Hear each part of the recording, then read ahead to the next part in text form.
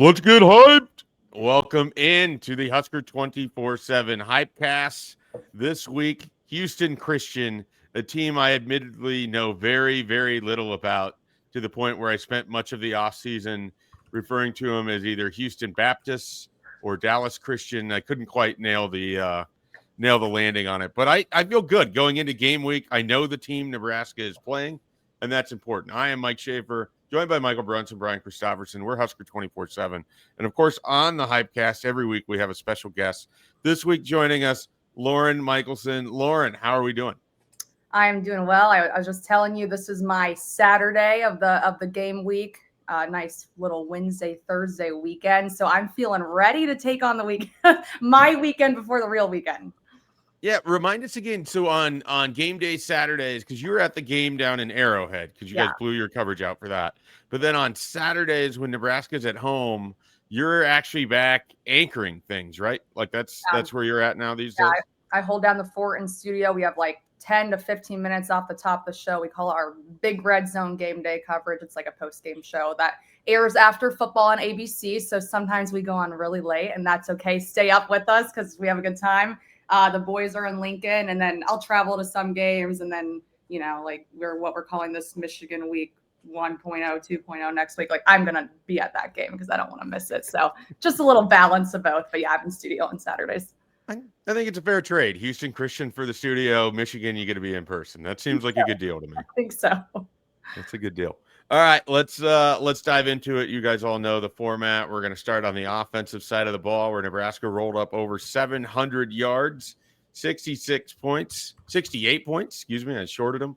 68 points against Akron, and now this week they get to play an FCS team. So we'll start with a very easy question right off the bat, and we'll throw it to one Brian Christopherson.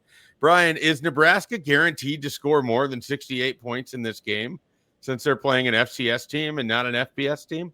I don't think that's how it works, but okay, all right. No, I mean it'll be tough to do that where you score on 8 consecutive possessions, touchdowns like they did last week.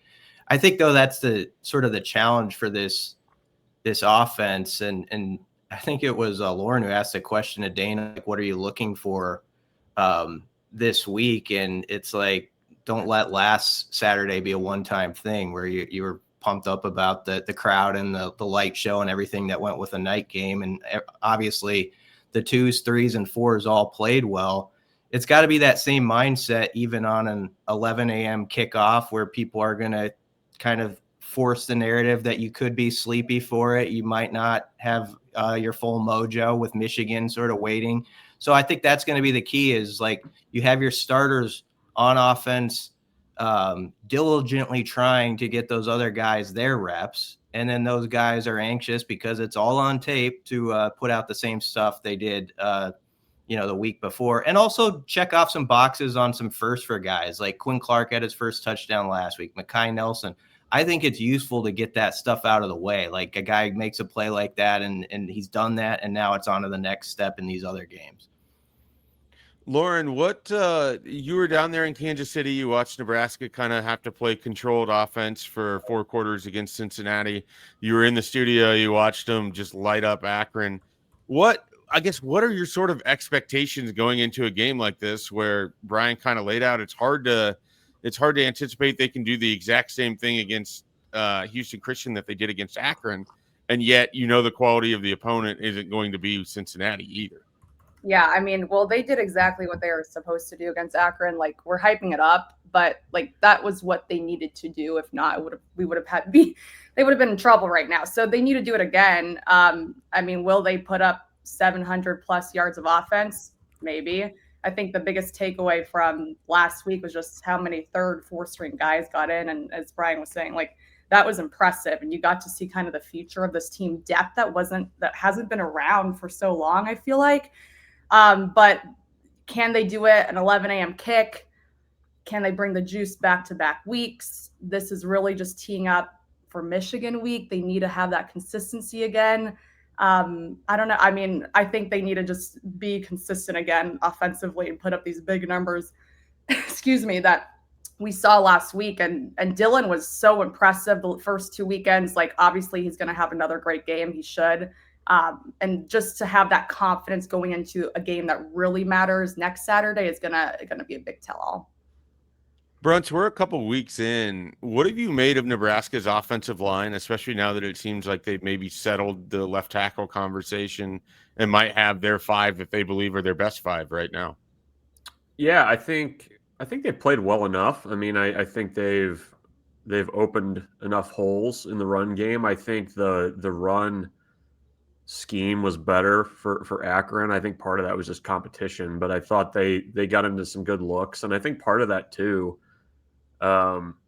is Dylan Raiola's ability to just recognize stuff pre-snap. I mean, I think that's helping the offensive line a lot. I also thought Dana Holgerson, going back to last year, I think he calls the running game really well. Like I think that's something that kind of gets overlooked a little bit because everybody thinks he's kind of chuck it all over the yard, which I mean it's in his DNA. But I think he also does a good job of calling the run game. So for that offensive line, I mean, I think the guys that have kind of been in the lineup consistently have played well. I continue to say Justin Evans might be the best offensive lineman they've got, just with the way he's played at that center spot.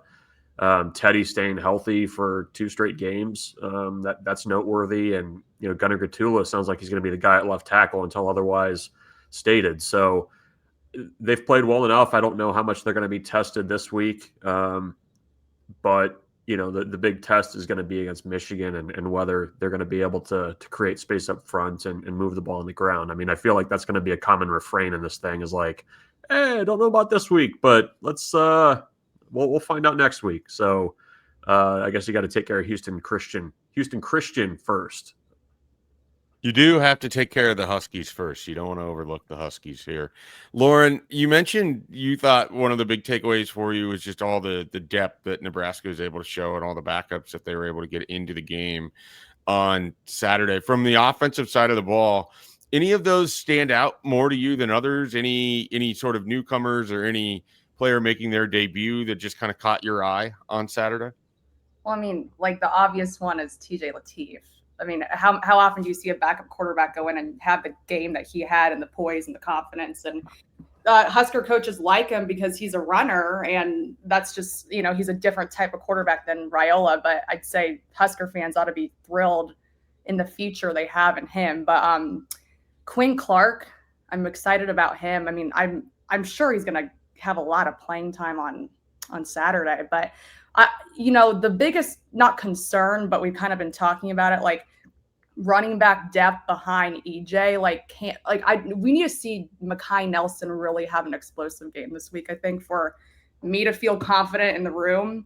But yeah, Quinn Clark was big, and on the defensive side, that's a different story. Kate Petchak, man of the hour right there. Absolutely. We will get into that here in a little bit. BC, back to you. Let's talk about Nebraska's wide receivers. Lauren mentioned Quinn Clark there.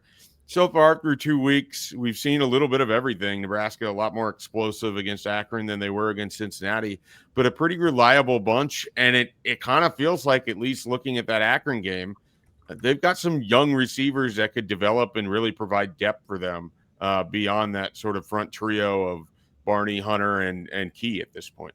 Yeah, we've overtalked a lot of things in our day, but I don't think we overtalked the receiver depth possibilities and what it's actually playing out that way. I think, they're going to have to prove it obviously when you get to the Big Ten games, but Isaiah Hunter, I feel like is like who you hoped he would be so far. He just looks smooth out there. Has a good connection with Raiola. They haven't even really needed Dane Key to be that dude yet. He only had 5 yards until that last possession where he scored a touchdown. They got him the ball a couple times there. But obviously he's going to emerge more. And then I think you do see the difference in Ja'Cory.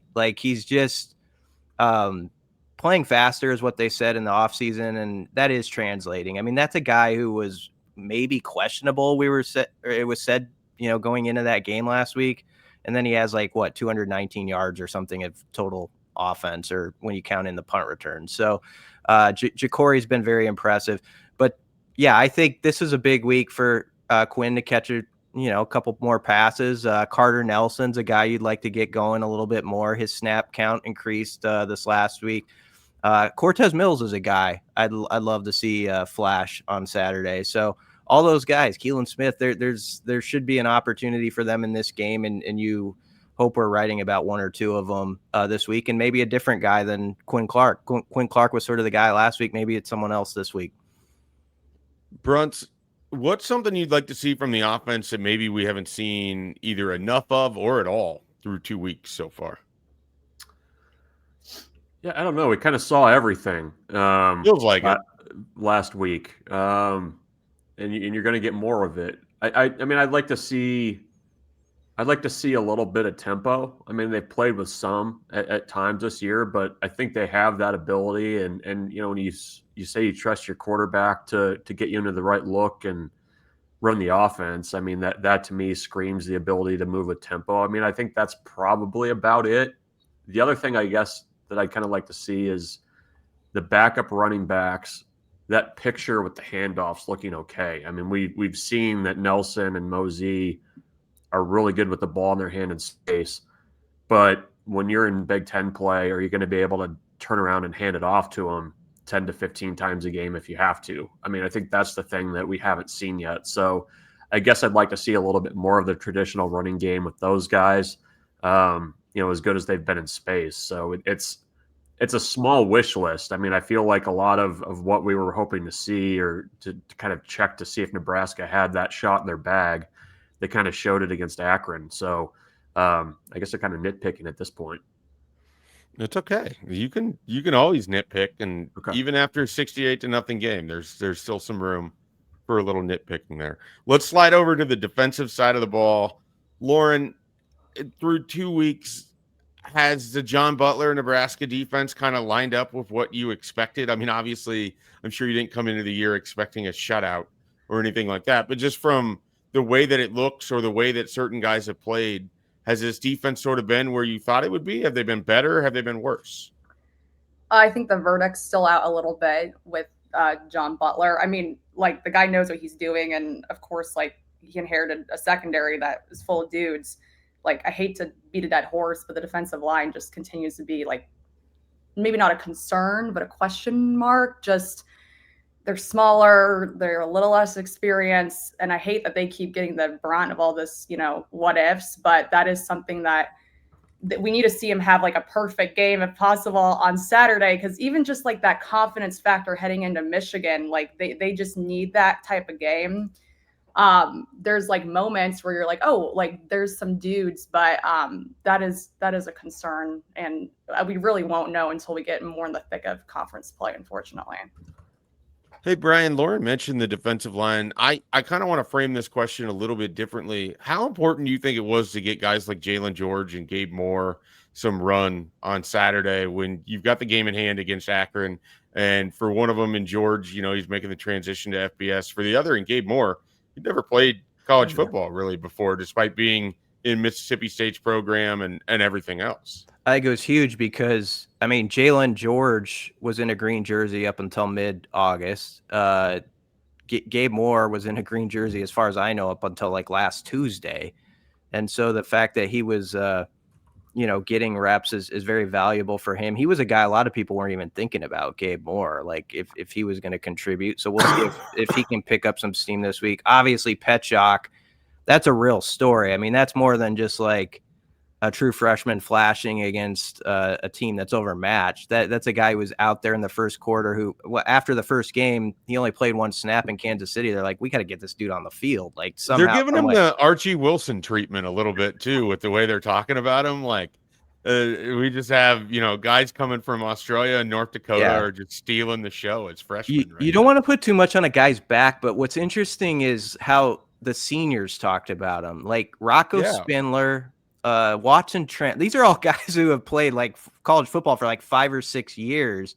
And they're like, okay, that guy, he's a dude. He's going to be a player. Like, and he's obviously going to take his lumps along the way, but I think he's going to be a central part of the rotation as they get into the Big Ten play. It's kind of what's fascinating about this season is they think they've got a really good football team, but you've got to be really stout, obviously, in the trenches to hold up in the Big Ten.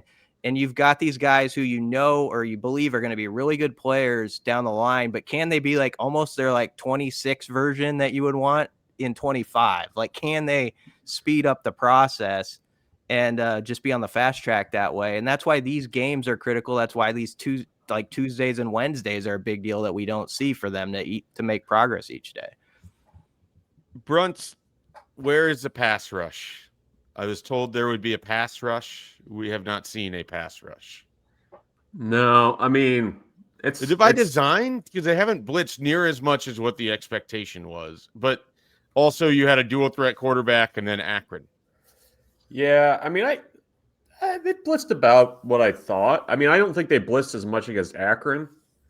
I've been surprised that they haven't blitzed, especially because it feels like especially because it feels like the secondary is more than capable of kind of holding up their end of the bargain. So I don't know. I mean, I think it's kind of relying on guys up front to just win one-on-ones, and you haven't seen a ton of that. I think Cincinnati was a little bit of an outlier, like you said, because in that second half, it was basically Sorsby just taking off the second that the first guy, was covered. So we'll see. I mean, you would hope that you would get a few sacks this week against Houston Christian. But, you'd like to see Williams-Nary get in there and make a play or two. Petchak, I think, is a guy that can certainly do that, as explosive as he is. Cam Linhart's he's dealing with a hand issue, but, maybe he gets in there too. So I don't know. It feels like it's still coming along and certainly a work in progress. And I don't know, like, is Nebraska holding things back in their blitz packages to use in Big Ten play? I don't know. I mean, I think that's been a little bit of the surprising thing is how, I guess, non-disruptive they've been at times in that way. But yeah, I think it's just going to be on guy. Deshaun McCullough is another guy that could do that, but we haven't seen much from him yet. Lauren, I apologize. This seems like an unfair question. Through 2 weeks, who is Nebraska's best defensive player right now?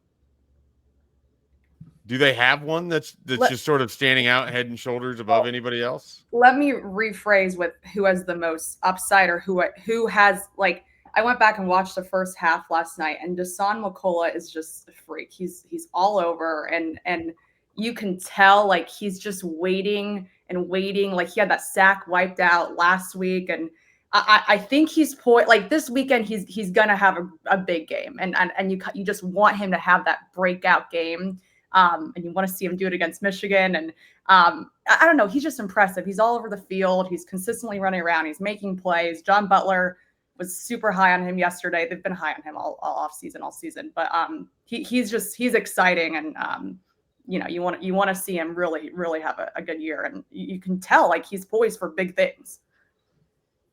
Brunt, with the secondary, what have you kind of seen from some of the veterans? Malcolm Hartzog had the big interception. We've seen that from him before. Deshaun Singleton and Marquise Buford seem to be playing at a high level. Is there any difference you've noticed from these guys from a year ago to, just it's 2 games, but they've obviously played really well, and they all come in with a ton of snaps. I mean, you have guys that have played a lot of football out of those 3 right there.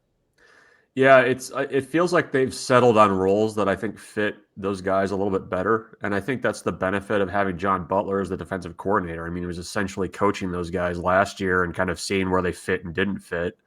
Buford, if you recall, started at corner last year. I don't know that was the best place for him. He's playing more of a traditional safety. Singleton's getting down in the box a little bit more in that rover role.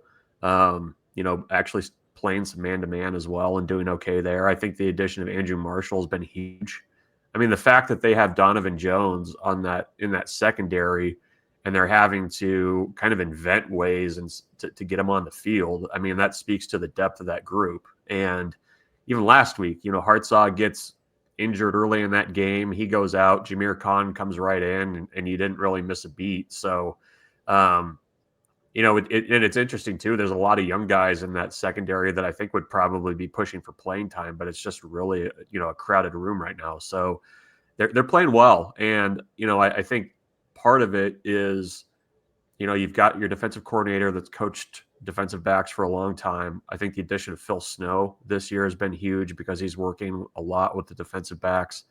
And, you're just seeing an experienced group look like an experienced group. And, as much as the front seven is still a question mark, and that was the conversation coming into the season, the secondary is unquestionably the strength of that defense, and that was the conversation as well. So it's, if anyways, they're kind of meeting expectations, I think, for what a lot of people thought they could be. BC, were you surprised to see grown adults openly weeping as Ja'Cory Barney returned multiple punts on Saturday night? Just shattering previous year's punt return totals in just a single night. Has that become like the new when a fullback got a handoff moment for adults in the state? Yeah. They get choked up. It's like Rudy's dad.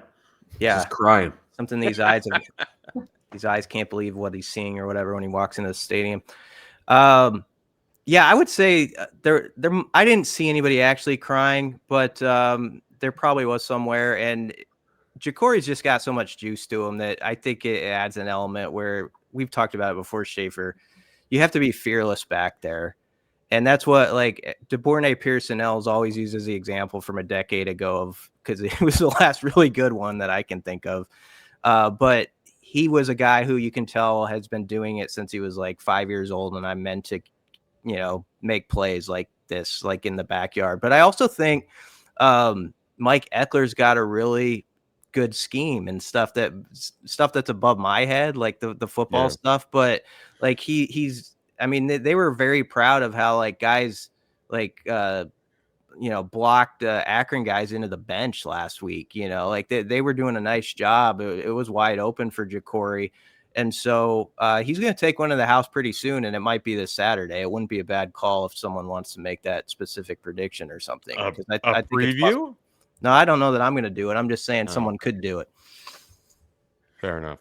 All right. Well, I guess we're going right over to the prediction time here. And before we get to the oddly specific prediction that Brian hinted at there, but he's not taking Ja'Cory Barney for returning a touchdown. Let's grab some picks to click. We'll start with Brian. Who do you got? Who's standing out for you on Saturday? Give me Isaiah Mosey. I feel like, was that yours? Yeah, that was my guy. There's some real activity in the top right corner there. Russ was visibly mad. He's not going to talk to me Saturday because of that. Man, I didn't know it's such a big deal. I mean, 108 guys, Brunch. You can find. I know, and he picked my guy. What are the odds? I thought, aside from Quinn Clark's touchdown and his tribute to his dad, I thought when Mosey got the ball in space on that one play, it was third, fourth quarter, was the most electric part of the game. Actually, it was okay, I see why they've been so excited about him all summer long and just the juice he has. And so I think he's going to make an explosive play, possibly a touchdown at some point that we're going to be writing about. I am going to jump into line here and just take Carter Nelson off the board. I think it's going to be a Carter Nelson week. We're going to see some activity there. So I'm just going to go ahead and stake my claim. We'll work our way around. Brunts? Lauren, you go. I'm still shaken up from. Okay, let's do Dane Key. I mean, that touchdown was probably the best of the game last week, and I'd like to see him have a couple more receiving yards, a couple more explosive plays. Let's do early in the game, have him catch a 56-yard pass, and he looked good last Saturday, but let's really see the true Dane Key stand out this weekend. Brunt. I'll go the other side of the running back room and Mekhi Nelson. I think this is the game where he shows what he can do as a running back. I don't think they're going to leave Emmett Johnson in long for this one. I hope they don't. This is probably a game where he needs to be standing over in and out water by about halftime. So I'm going to go with Mekhi Nelson as my pick to click. Nearly went with Donnie Jones, but I'm going with Mekhi Nelson. Okay, we're going to stay with Brunt so nothing happens to his oddly specific prediction. We don't want to see him get sniped twice in a row. So, Brunt, what do you got? Bress is going to finish +4 in the turnover battle on Saturday. As I've been just digging in really deep to Houston Christian here over the last 25 minutes and change. They turned the ball over a lot against Eastern Kentucky. That's Eastern Kentucky. This is receiving votes in the FCS poll this week. And like famous Houston Christian alum Colin Montgomery, we see a few mistakes down the stretch from the Huskies, and I think we're going to see 4 turnovers for Nebraska, 2 picks, and 2 fumbles. I think that's the 2 and 2. So that's what we're going with. Okay. All right. Lauren? Okay, like, don't give me flack for saying this, but like, this is going to be the Ja'Cory Barney game. Like, he had a great last Saturday, but like, he's going to return a punt for a touchdown, like 97 yards. But the kicker is, you guys watch Mike Eckler on the sidelines. Like, you guys are used to it. You've seen him before, probably, but like, watching him celebrate with these guys after any special teams play is like unbelievable. I've seen him like knocked down by hit checking guys on the sidelines, like 5 times already. So he's going to score, and then he's going to run over to Eckler, and they're going to like hip bump, both end up like on the ground. Everyone's going to hype them up around them. And then Barney has this like t-shirt like, you know, the NIL, his personal store. He has like t-shirts with his name and face on it. So after he does that, he's going to come out with a t-shirt, and it's going to be like him running through the end zone or something with Mike Eckler. And it's going to go viral, and people are going to like try and get their hands on this t-shirt. And he's also going to have crazy receiving yards, 2 touchdowns, big plays. Yeah, that's it. That might be the most long-term It was good. NIL specific, oddly specific prediction. Lauren, that's isn't That was great. You've Isn't that set a 2 bar weeks that's pretty high. Yeah. 2 weeks in a row, the guest has suggested that Ja'Cory Barney is going to have something to do with a T-shirt. Remember, because there was the anti-BC You're shirt. right. That was Sierra Wright. Oh, that's right. Yeah. Okay, sorry. My mistake. Anti-BC. I need to go back and listen. When Lauren started it, I was like, are we going to have another guest that's going to have an anti-BC shirt? Yeah, I love it. This is cross it out. fantastic. Cross Just it a out. running theme. Every guest is just picking a player to have a shirt. This is great. Yep. I love it. All right, Brian, what do you got? Man, I'm not going to top that. That was good. I'm over here just like, I'm going to be as quick as possible. Yeah. I also like Lauren's call earlier in the pod about Dasan McCullough. I feel like he's coming on, and so my oddly specific prediction connects to him. And I think he is going to make a play where he not only forces the fumble, but he like picks it up with one hand, just one hands it. Like, it's kind of that show of strength. Like, I can palm this thing. I'm going to just waltz it in like 10 yards for a touchdown. So he's going to force a fumble and then scoop and score his own forced fumble. I think Nebraska did that in, what was the game? Penn State 2020, the COVID year, where they had was, who was the defensive back? His dad played in the Deontay Williams. That was Deontay Williams, right? Yeah, it might have been. Yeah, but yeah, so it'll strip be a sack. Yeah. strip sack, and you take it yourself. So that's what's going to happen. All right. I like that. I'm just going to keep it really simple on Houston Christian's first pass attempt of the game. Nebraska registers a sack from Keona Davis. So they get on the board early. We see a little pass rush. Very first pass attempt, whenever that occurs. Could be the very first play of the game. Maybe Houston Christian just decides to run for the first 15 plays. They go nowhere with it. I don't know. But the first pass attempt, we're going to see a Keona Davis sack. Let's get some score predictions in here. I'm fascinated how high any of you are willing to go with this. We'll start with BC. I'm going to say 52-7. I mean, I think it's going to be just a complete waxing, but it's going to be one of those deals where it doesn't continue on into the fourth quarter quite like last week maybe, and there's no point. So I'll settle there. Okay. Lauren? 58-3.